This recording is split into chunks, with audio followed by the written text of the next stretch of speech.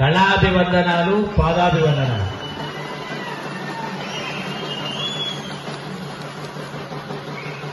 మా మీడియా మిత్రులందరికీ హృదయపూర్వక నమస్కారం.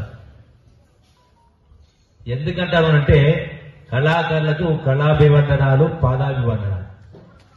ఎందుకంటే యావత్ తెలంగాణ రాష్ట్ర సమాజాన్ని సంఘటితం చేసినటువంటి శక్తి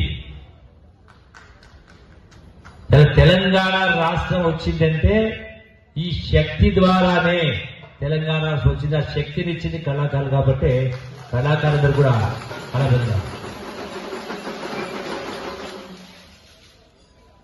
నాకు కూడా ఆనాడు మంత్రిగా రాజీనామా చేసి పాలమూరు జిల్లాలో పాదయాత్ర సందర్భంలో స్ఫూర్తినిచ్చింది, అలసట లేకుండా స్ఫూర్తినిచ్చి చేసింది కూడా ఈ కళాకారులు.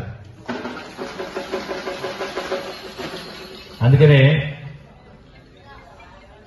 కళాకారులకు ఎంత చేసినా తక్కువనే, చేయాల్సి చాలా ఉంది.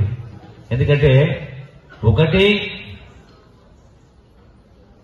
మన ప్రాచీన కళలు, సాంస్కృతిక కళలు, రకరకాల కళాకారులు, రకరకాల అంటే గోండు,